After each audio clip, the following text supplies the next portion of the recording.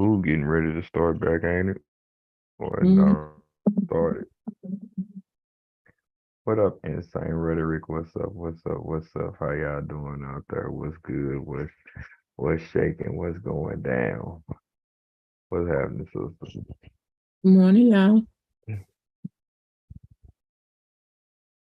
What's the word for the day? Thunderbird. That's an old liquor. That's a that's an old hard liquor. That stuff was rough. Thunderbird. Ugh, like brass monkey.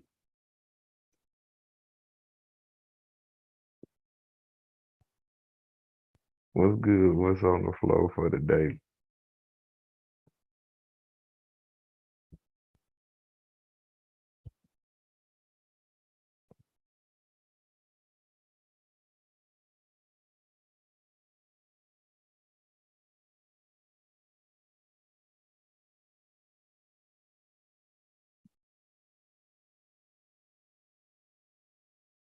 What's wrong? Nothing. What's what? Why something got to be wrong? I was just saying, he was looking around like he was looking for something. I didn't know if something was happening. I was like, I didn't know if somebody was holding you hostage or something. Mm-mm. Mm-mm.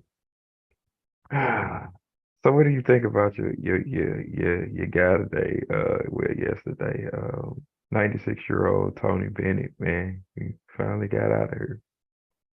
Yeah, they are. I think everybody getting out of here. Yeah, I, well, I think they all getting out of here. I think they all tired of the miss and the mess. They did all this work that they did toward, this country and the betterment of this country, and they probably feel like it's going to hell in a handbasket. well, So clearly that's the case. God is like, come on, y'all done. Let me just Come on home. y'all come on. We, Yeah, that's like 96 years old, but the dude still had pipes like crazy. Even though he had Alzheimer's, the dude still had like great pipes at 96. Like that's he yeah, did that. He did that. Like the last thing yeah. I seen with him was him and Lady Gaga doing Oh, that was a while ago. that's what I'm saying. That was the last thing I seen with him. Mhm. But yeah, I mean, I have a theory though. uh, I hope I'm wrong. what's the theory? When they start doing duets, It's time to go.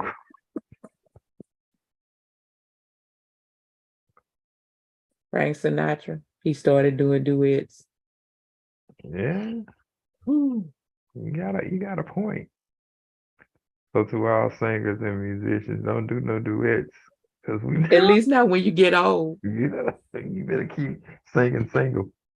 I Oh man, I don't know. So what else is happening? What else is going on? don't know. I don't know either. This is one of them days. This is one of them days. How life been treating you? Good. That's good. That's good. It's been treating me all right too. What's good about it? I'm breathing. Uh, I you can do. start y'all, ladies and gentlemen, he getting old. Why you say that? That's the old people answer. Baby, No, I'm blessed. nah, nah. I was, I'm I, breathing. I'm getting it. It's Monday. nah, nah. It ain't that. It ain't that at all. I'm just thankful because I know some people didn't make it. If I'm breathing, I can deal with the rest of life. If I'm not breathing, it makes no difference. So, hey, I'm thankful for that. I'm cool. I'm breathing. I'm good. I can move. I can deal with the rest of it. Okay. Mm, I don't know. So, what's going on with the Ukraine folks? They still fighting Russia and still giving Russia the business. Well, as I know, nobody told me anything different. I All just aboard that's going to, all aboard that's going aboard, all ashore that's going ashore. mm-mm. Steams ahead, Yeah, that's horrible. steamrollers ahead. How many years they been in war now? One? One should be one. Should be Yeah, one. it's I not don't know. good. Yeah. I think I'm just waiting on somebody to just go over there and do what they needs to be done, but don't nobody want to interject in that, you know. That ain't nobody business but Ukraine. Ukraine. Why everybody got to interject? That's Ukraine's business. I'm just going off the simple fact that usually you have people around the world who want to just interject and help and go over there and start some other stuff. Yeah, I mean, I know who business it is, but we know one country that's always got their nose in somebody else's business. I ain't here to say no names, but we Well, know who they are. they say they gonna send the weapons. We talked about that last week, didn't we? That's where they Yeah, said they were gonna they send the they was thinking about them. Now they gonna send them. oh, I don't know. They was thinking that when we talked about it last week, they was thinking about it because they didn't. It's some old military equipment. They got to get it off the shelf because it's losing its shelf life after a certain year, and they need to blow something up with it before it all go bad. Right. So who knows? I don't know. They they can't make up their mind anyway. If they're gonna help or not help. I think they should not help. I Right? I Right? know everybody say that's cruel. No, I don't think it's cruel. You would think that I would be for human rights and all that stuff, which I am. Yeah, But we got too much war over here. We a war torn country too. got that right. Yeah, we gotta do something about my desk. I'm right up under the fan. I know y'all tired of me every day. I'm wiping my nose because I be up on the fan. Mm-mm. So yeah, I think we're a war torn country and they need to do something about they need to send aid here. Yeah, I agree. We got a I trillion dollar debt or however many trillion it is, and we can't save our country. I don't think the people in the country want to be saved anyway. The people in our country, hmm I think they fine with the calamity. I think they're real fine with the calamity. But, you know, maybe. I don't know. I think people just like discord. That's what yeah. I think. I think this is like discord and and then they settle for anything. Once you get a person programmed to certain things in life, then you know they'll just get used to what's going on. Hmm. And then it just becomes the norm. So I think that's where we at. I think that's where Mm. we at. But I don't know. That's all I'm saying. I personally, I don't know No, what we could do. so seriously, what I think,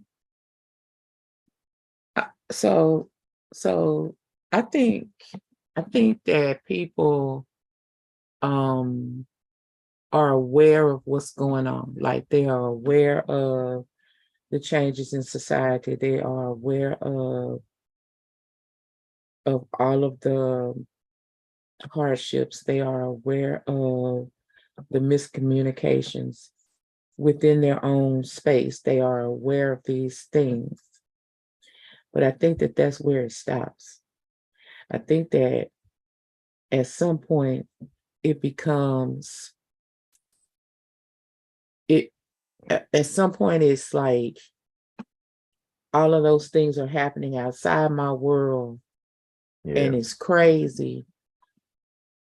And then when we do those crazy things, we don't see ourselves doing those crazy things. yeah. I get you. I could go with that. I could go with that. And like I say, it becomes. Hey, I don't know, man. It's like these people are crazy. People everywhere are crazy. Everybody's crazy. No, ain't no sameness nowhere. But I think that's how it started. Like, I mean, there's no such thing as normal. And if you under that delusion, then you got a problem anyway. Because everybody does things different. No such thing as normal. So I don't know. I think that we're in a state of regression. I agree with that. Um, I think that people have been given the go ahead, the green light to say whatever they want to say, however they want to say it, for as long as they want to say it, to whom they want to say it. And they use that opportunity to spew all types of things that they don't necessarily really understand themselves, but they're feeling hurt. I think people are feeling hurt. I think people are just in a state of deep depression, just really all around deep depression uh, for a lot of people. And some of the things that have been going on in the world today, they make us where we would be in a state of depression. So if you're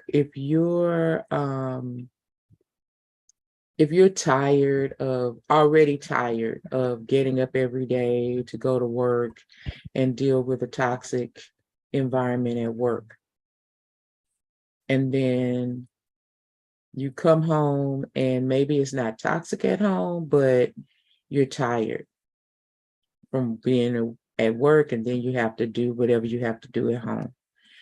And then you turn on the news and you've got all this stuff going on in the world that just seems preposterous. Like, you're just like, really?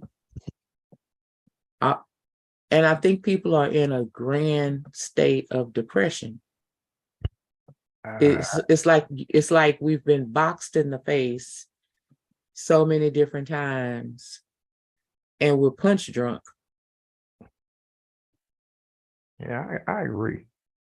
I agree. I think that nobody has any more direction in where the country should be and where we should go as a country. And like you said, that we are very war torn. And I think that we need to find something else. What does that mean, though? We need to find something else. Like what? I mean, I think it differs for different people. Like, to be better, you know what I'm saying? I know one individual, one group of people can't turn everything around. I understand that. But I think we need to really like unify in our own place. So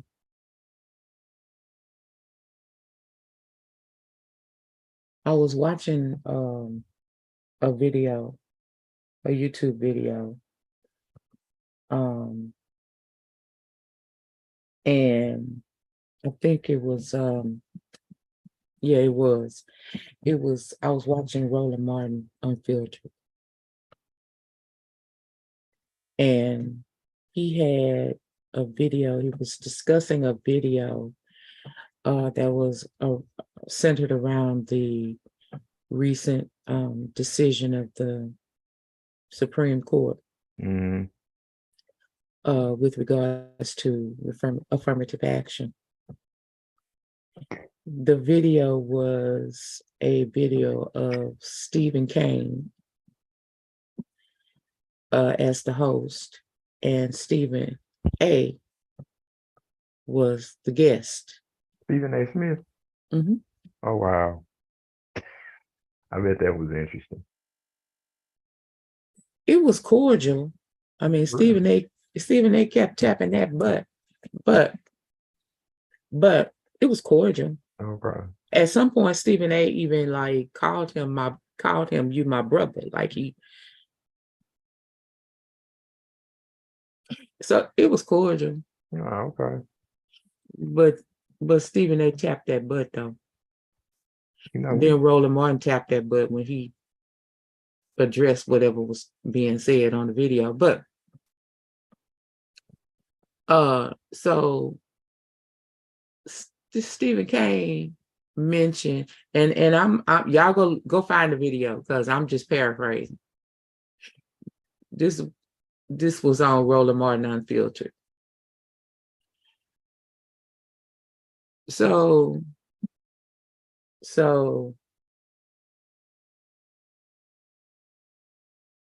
Stephen Kane said something to the effect of, and we've heard it on this show before. When I say it, you're gonna be like, yeah, we heard that before. Because this is what white people say.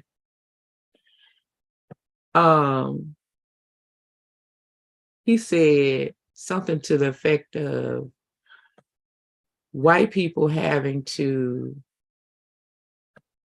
apologize for something they had nothing to do with. And him being dissatisfied with that. Like why do we have to do that? well, who has something to do with it? So here's my thing. Where white people who were born today, I would say from 1980 up, you have a higher chance of white folks already being a part of a diverse group. Okay, a higher chance. Just give me a second. Anybody born before that, it was so ingrained in you sitting at the dinner table that you were entitled, that you just do stuff off the cuff when you don't even realize you're doing it. And those youngsters that do it, they do it because it's still being said at the dinner table. They're given that in the way that they're treated. It came up in this video because Steven Kane kept talking about merit with regards to affirmative action, that, it was good that the Supreme Court did this because everything should be about merit. Why is everything about race? We heard white people say that all the time. White people never want to admit that they factor in race. But you do it and you don't even realize it. At school, before school was out, this little boy, they asked him why something was bad, why the man was bad. It was something we were looking at on TV. No. We were reading something and they asked him why it was bad. And he said, because he was Black. It wasn't even a man either. It was like a character, that it was personification. So it was a character that was supposed to be bad and they had made it Black. And he said, because it was Black.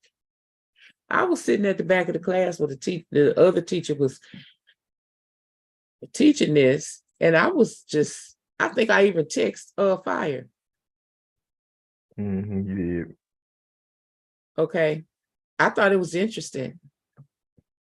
This little boy has no problem playing with his little Black friends, little white friends, little Latino friends. Like, he have a lot of different kind of friends, but fear meant Black to him. I thought it was interesting. See, the problem I have with this type of situation is the simple fact that the only reason, and I'm not gonna say all, but the ones who do it are saying things like that is because they haven't been oppressed. You can't understand something that you haven't experienced. So when Stephen Kane kept talking about merit, every word out of his mouth was merit. And Stephen A was tapping that butt with his words. But I thought it was interesting when Roland Martin started tapping that butt. And Roland Martin talked about the fact that he himself had worked at CNN for 4 years without getting paid. So that sounds like maybe some type of internship or something. Okay. But he was working his butt off at CNN without getting paid. He said Steven Kane couldn't get hired on at CNN at that time. He said Steven Kane went to school in Texas too. He's a Longhorn. Roland Martin is an Aggie. Texas A&M versus Texas University of Texas. Okay. And Roland Martin was already working at CNN when Steven Kane could not get hired at CNN. He had his law degree from Texas. He keeps his license current. Okay. His Texas law degree, a law license. Okay. He said Roland Martin talked about when Steven Kane came on CNN, it was because he hired a lawyer to get him in.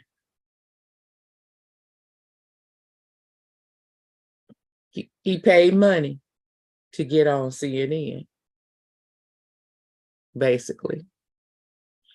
When he showed up, Roland Martin said he heard the white people at CNN say, "Who is this and where did he come from? We didn't hire him." Okay. His money and his influence got him a job at CNN.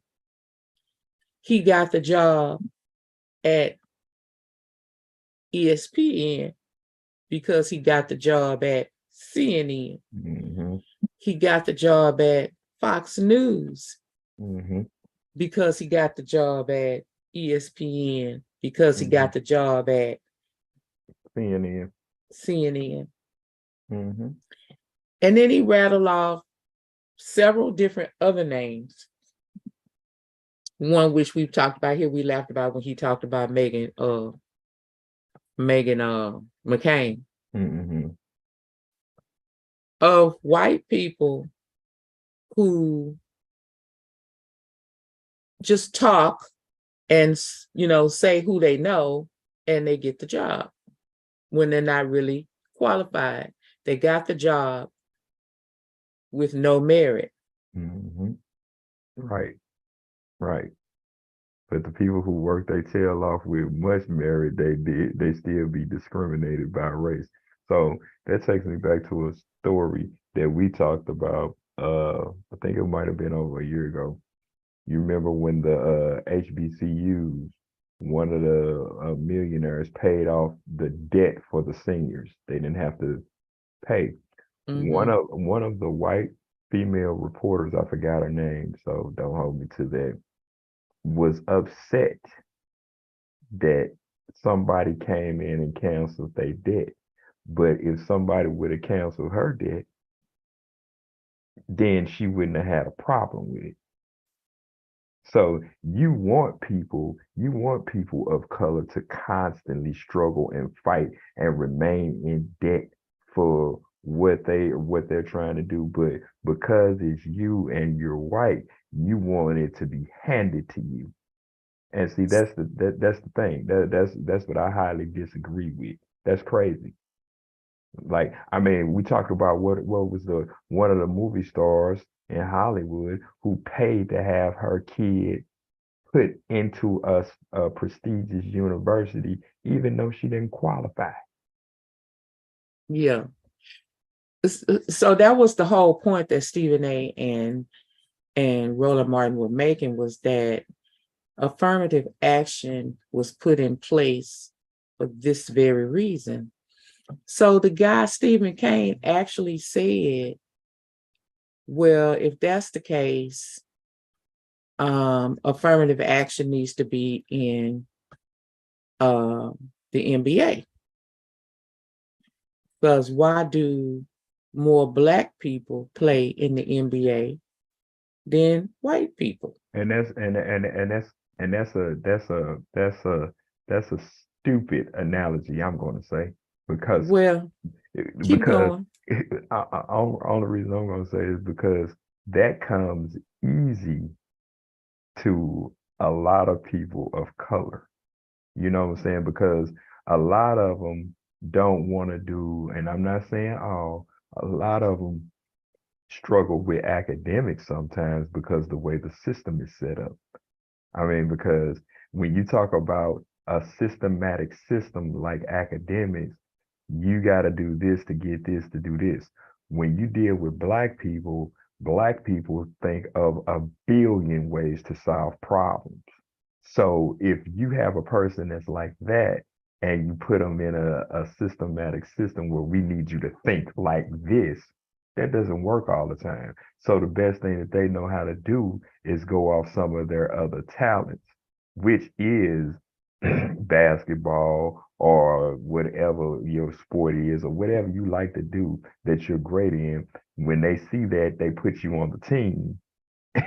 And because that entails what it happens is they want to win championships. This is why college turned around and say we have to stop using them and not paying them to do for their likeness in different things. And they changed that whole dynamic because they was robbing mostly black folks, mostly black people, because the people who was coming out of high school and college was black, and they was dominating what their sport was for them to win and for them colleges to get national championships and then propel them into the NBA. Kobe Bryant was the last person that came out of high school straight into the NBA. The last.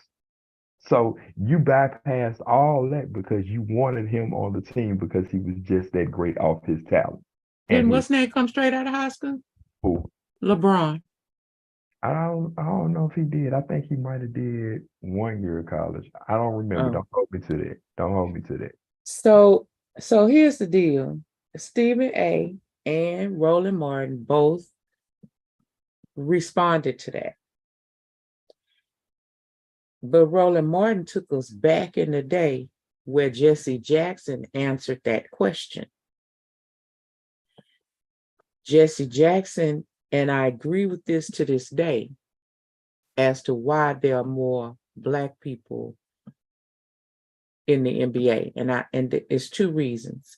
One, because the teams are predominantly owned by white owners. So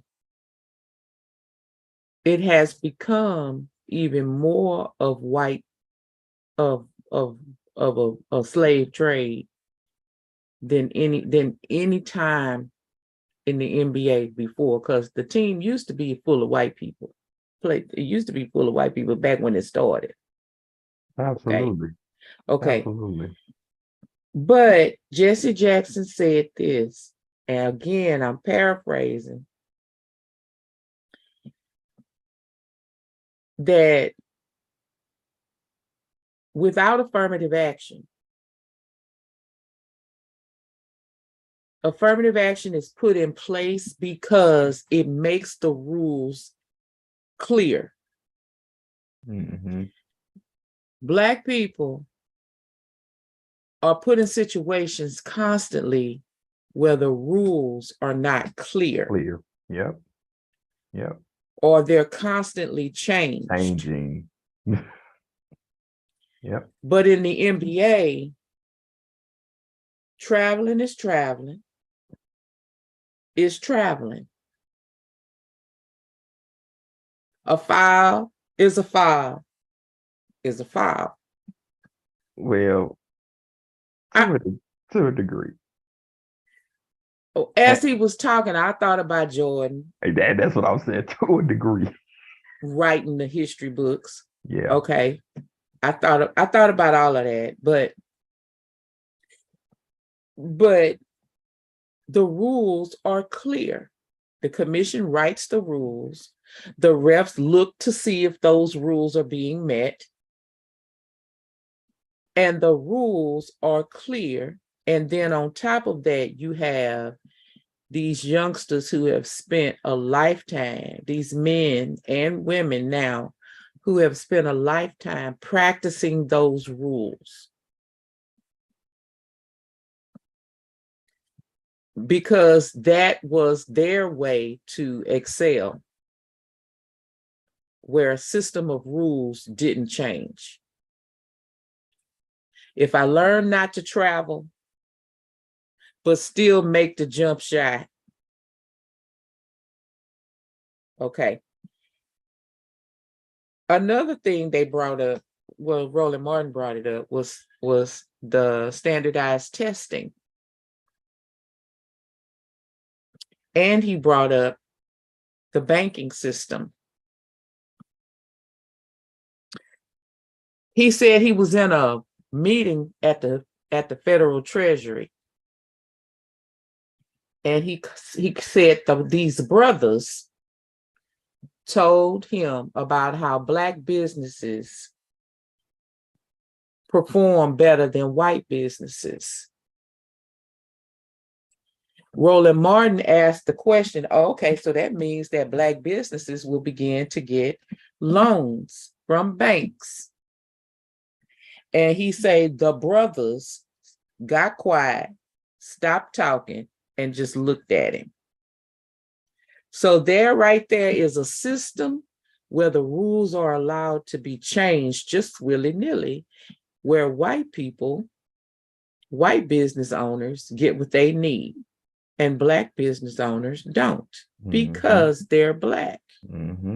Absolutely. Even though they're outshining these white small businesses. Okay, Absolutely. That's in the banking. Roland Martin said he was at some affair, or he was somewhere where he overheard top people in education here in Texas actually saying that the STAR test was meant to fail the Black student. It's set up to fail the Black inner city youth. But that's education, period. That's what we was talking about. I highly agree with that. They bank on, colleges bank on Black students not passing the STAR test. Because if you don't pass all of the criteria for graduating, including the STAR test, then you've not met the minimum qualifications to get into college. And that's what they prefer. And so this test was set up to do that. Yeah, and when you fail that test, you actually pass the test for going into the penitentiary. Right. Because now what are some of the options that you have to do? Well, I mean, there are options. I'm not saying well, the main option is this. So I'm gonna say it out loud. Because if you're in Texas and you're listening to this, or if you're in any place listening to this and you have a standardized test, because I looked it up for Colorado too. Don't ask me why Colorado. Just know that I looked it up for Colorado. And they do have a test that is similar to the Texas STAR test. So what I want to say to you parents is this, because a teacher said this to me. I didn't know it when I was raising my children because I would have done it. Now let's just say this right here. I'm going to give a shout out to my kids first, to my children first. My children had me as a parent, and they had my village. So my children, they didn't make the highest scores and all of that. I'm not saying all of that. But they did pass the STAR test. It wasn't called STAR when they took it. It was called something else. It was one of the first incarnations of that test. But my children passed the STAR test. Okay. The first time they took it. They sat for it. They sat there all day long, 4 or 5 hours, and took the test, and they passed it. Okay. And I'm going to give it out to a white lady, Michelle Pola. My son was playing around the day they took the STAR test, one day in 4th grade. And of course, Michelle Pola had very, very many run-ins with my son. He was always in the principal's office. So when it came time to pass him on to 5th grade, she called me into her office, white woman talking to a black woman. This is why I say all white people ain't wrong. They all people, okay. She said, let me tell you something about your son. He's very intelligent. You know, I've had him in my office several times. I said, yes, I do. And she saw me steaming because he failed the STAR test by 4 points. Because he was just sitting around he wasn't even hardly doing the test. She said that they saw him over there playing and talking. And he failed by 4 points. Count them. 1, 2, 3, 4. Mm-hmm. She said to me, I know what kind of parent you are. And listen to this, y'all. I have the discretion to pass him on. So I know that you're going to work with him and he's going to be okay for 5th grade. And she was right. I did. But she passed my son on because of 4 points and what type of parent I was and how smart he was. So here's what I'm here to tell you, parents. Your child does not have to take the STAR test or the standardized test. You have the right to say, no, I don't want my child. You don't have to. I saw so many people take their child out of school right before the test. No. You don't have to do that. You just need to say, my child will not take that test. That's all you got to do. If you don't say that, you need to be an active parent in the child's learning and behavior, because the principal has the final say. If I tell you how many children I saw going to the principal's office with their parent so that the principal could tell them that they had to go to summer school or they had to retake tests or they had to do that, the principal has the final power. And I'm telling you that people in schools, they treat your children the way they assess you.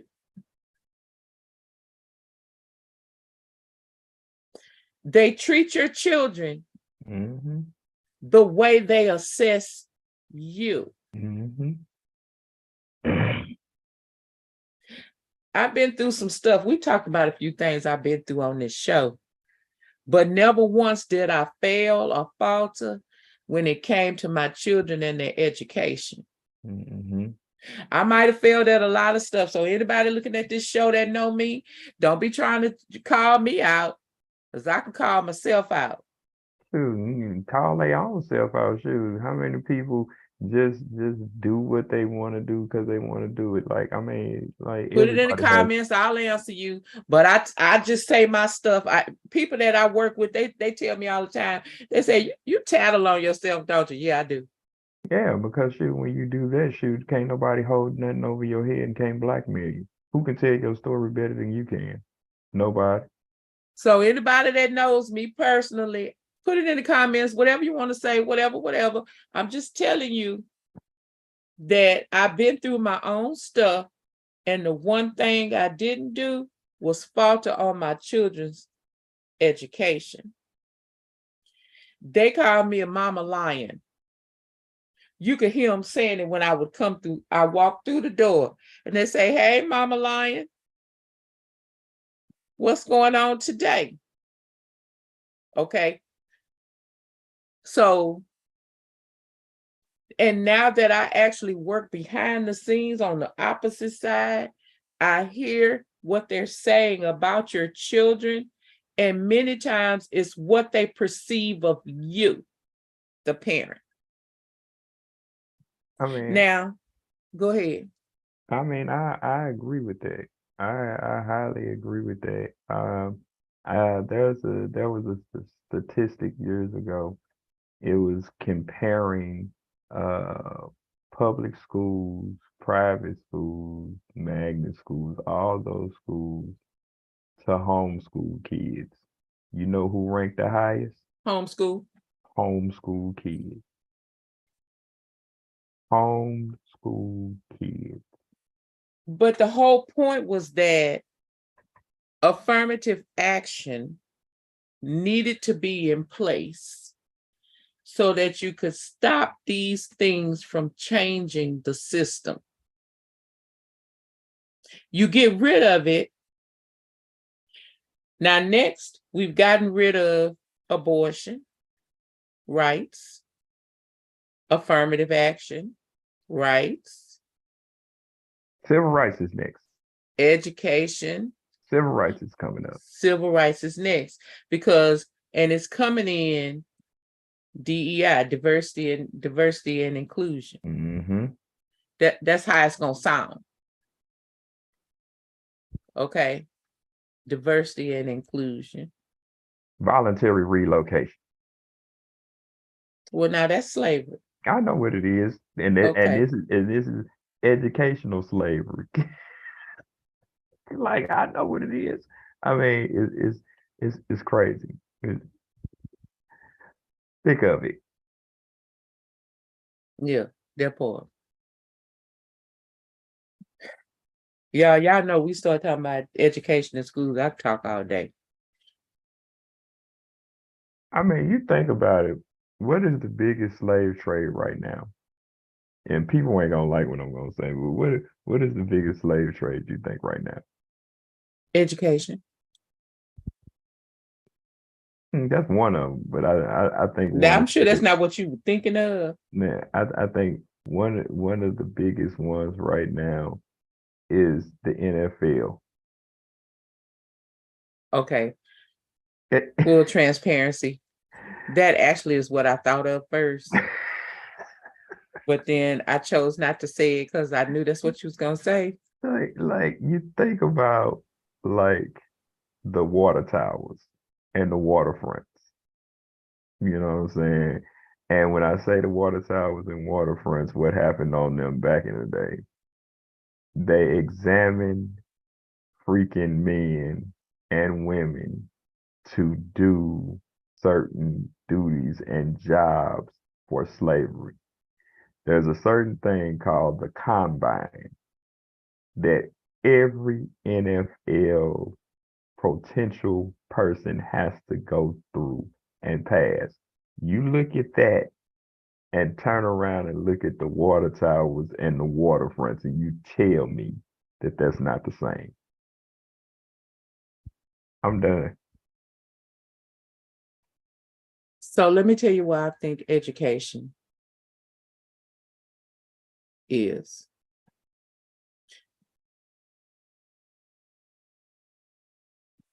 So one of our viewers says that LeBron went from high school to the NBA.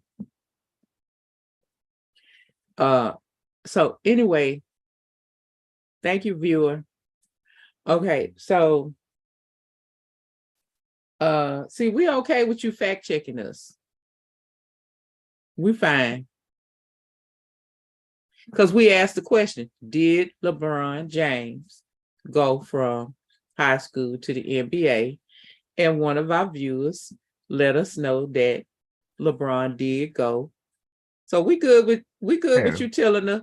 Yeah, definitely. Thank you. Because I don't remember. Okay.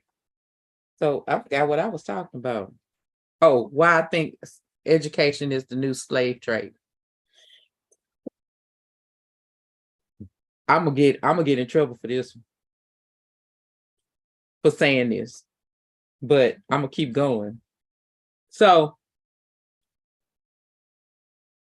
again, the STAR test built to keep Black students from passing. That's one. Okay. Go to school, y'all. Go to school with your little darling. Elementary school. Go to school with your little darling. Not so much in high school, but and a little less in junior high school, but go to elementary school with your little darling. Just go and tell them you need to take a tour, or you need to go talk to the teacher, and then observe what you see as you're walking around the school to get to the conference room to talk to your little darling's teacher. Go to lunch with your little darling at elementary school. School starts at 8 o'clock. You can start entering the building at 7:20 because you might need to eat breakfast. Some children don't have a healthy meal at home, don't have a meal at all. Okay. Ring, ring. We open the doors to the school. The children line up, and it's a long line. It moves swiftly, but it's still a long line. Free breakfast. Like in the penitentiary. Okay. Put it on the trays and you go down the thing. The children sit. As they finish their breakfast, hurry up, it's time to get to class. It's time to get to class. Okay. Ring, ring. Breakfast is over. You're headed toward class. You know this is what you do. You see line after line. And they have a certain way they have to go in order to keep the order for them to go. Fourth grade, go this way. Kindergarten, go this way. Okay? Ring, ring. You should be in your class by now. Okay? Ring, ring. It's time to start announcements. Ring, ring. It's time to start the day. Then there are other bells, the fire drill, the lockdown drill, because now we have to teach our children how to hide in case there's an active shooter. Okay. Now, then there's the time to leave bell, dismissal bell. Ring, ring. You're walking and sitting in lines, waiting on your bus, your car, your parent to come walk you home. You're sitting in a line. While you're walking in line, keep your hands to yourself. Put a bubble in your mouth. Put your hands behind your back while you're walking. That put your hand behind your back. That's very prison. Okay? I'm like, okay. we've taught our children how to live in a penal society.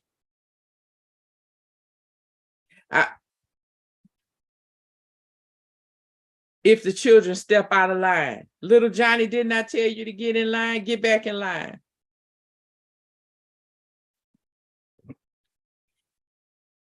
I felt so bad if I told the children to get back in line, because to me, it really didn't matter. Like I can keep them in line. Now I'm firm and I can keep them in the line. Okay. But if I didn't let them walk in a line, you'd have another teacher come behind you and say, little Johnny, why you not in that line?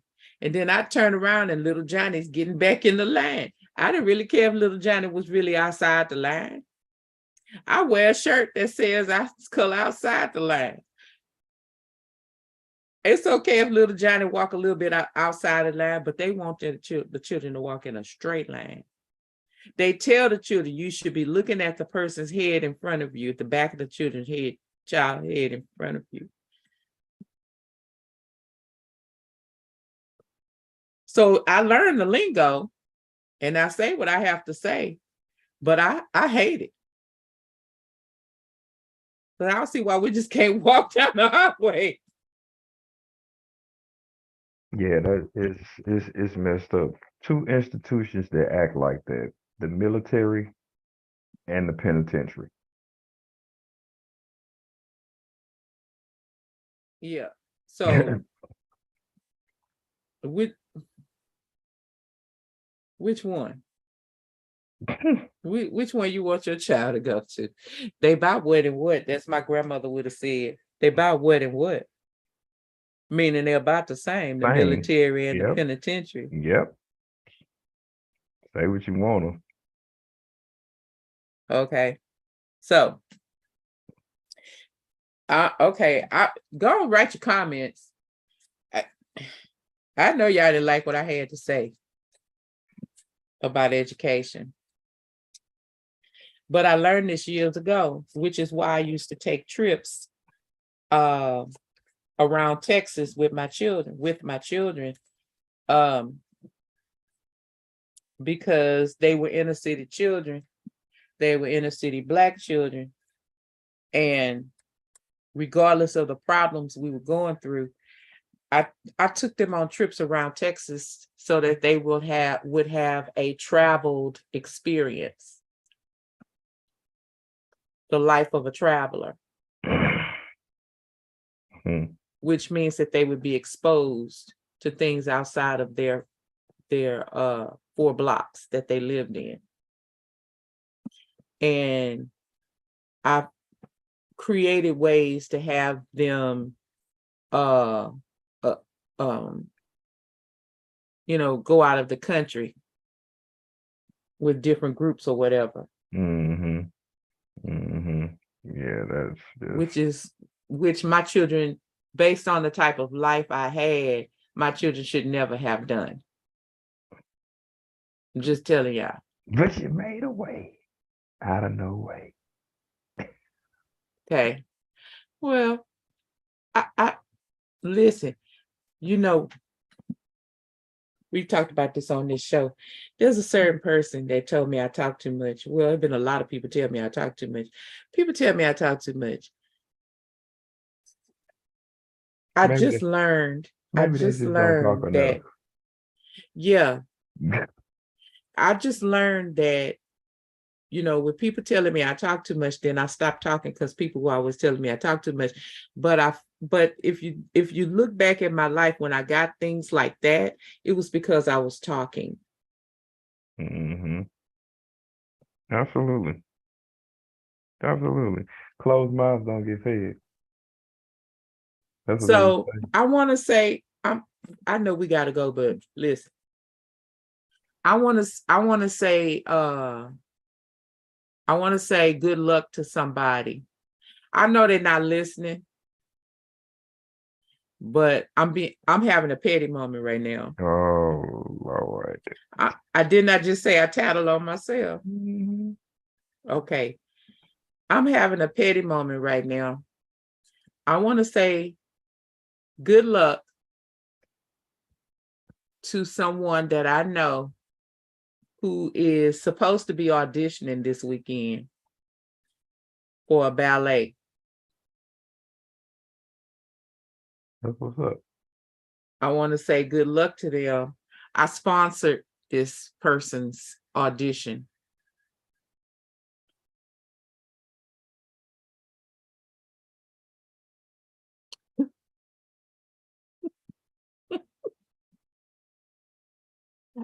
I don't know if they actually gonna do the audition, but I did sponsor it. And I was told that it was that the registration happened. So I don't know if they're gonna show up for it, but if you show up for your if you show up for your audition,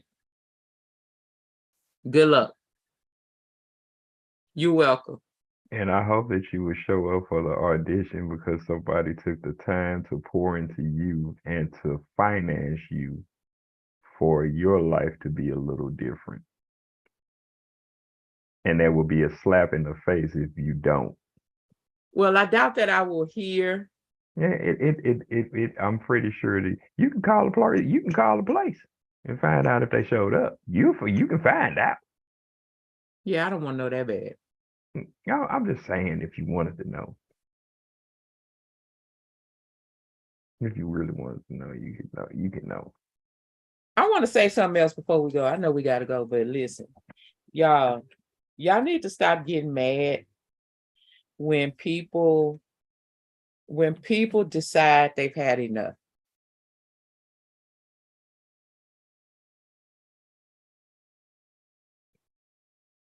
People, don't get mad. Listen.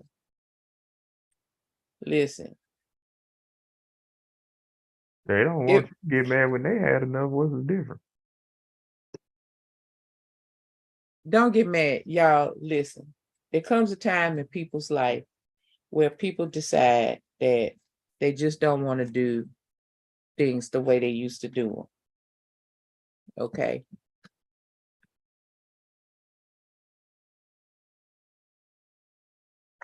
I recently told somebody was really upset that that some work that they had done for someone was not appreciated to a very, to such a degree. Anyway, so hours of work, months of work, not getting paid, promised to be paid. When it's time to negotiate the contract to get paid, it's well, I'm rethinking the project and I think I might need to let you go. Let me think about it. So this person poured into this project for a lot of different reasons. They went on and poured into it, because people take internships every day. For a lot of different reasons, internships are good. Okay.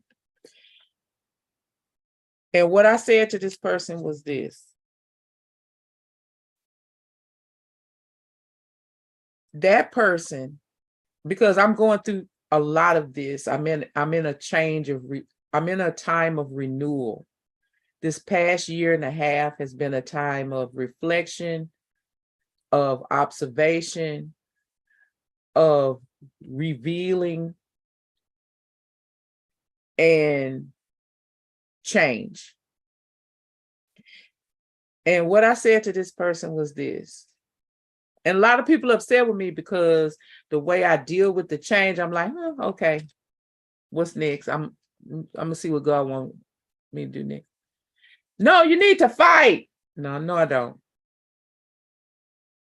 Okay, so here's the deal. And in some cases, this change has been done to me in a very violent feeling way. Not actually violent, but it just feels violent. I feel violated. Can't go into it. So what I said to this person was this: people want what they want from you in order to succeed for themselves. And as long as you're giving it to them, they're fine. As long as they're progressing, they're fine. The moment you stop giving it to them because they're not feeding that same energy back to you, then they're upset. And then that's when they start saying things and doing things that are ugly, or they just walk off completely and leave you holding a whole bunch of bags in your hand. Okay. Either way. Did you say holding balls? I did say holding balls. That's why I changed it to bags, because last week or whatever late week that was, I said the P word. So I was trying to. I didn't want that to be misconstrued. I don't hold balls. At least I stopped holding balls. Those kinds of balls that he's talking about. I still hold bouncy balls. Well, okay, sometimes those balls bounce too, but Listen, let's stop. This hole is getting this hole is becoming a gorge right now. Let's stop. Nobody okay. cares if you're holding balls. Whatever type of balls you may be holding. Let's just let that go. Anyway, anywho, y'all,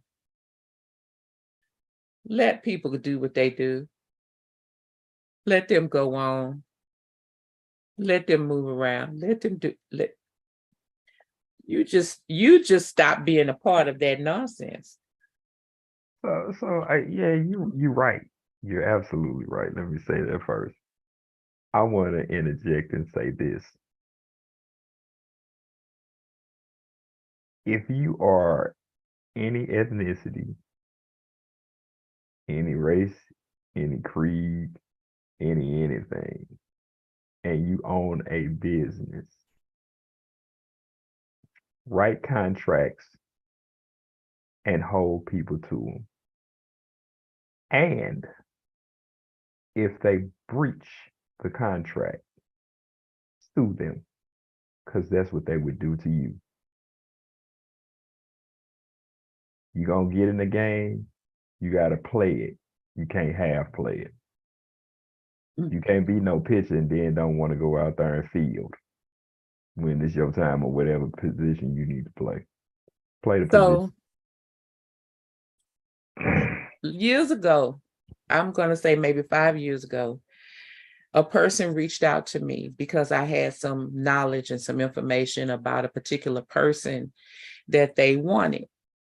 They knew the person. They had studied with this person for maybe like a year as a child, but now here they are. They've started a career in this field, and they're building their career based on knowing this person. Okay. So they were told to reach out to me. They did, but we never talked about this person.